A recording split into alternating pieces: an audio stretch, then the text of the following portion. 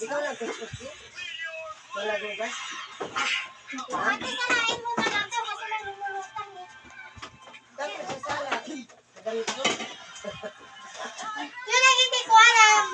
Ano sabi mo? Ikaw lang gugas sa kaldero? Ayan o. Si Tito ang eh. Ano? Salain daw. Ano salaan kayo? Yung walang buko.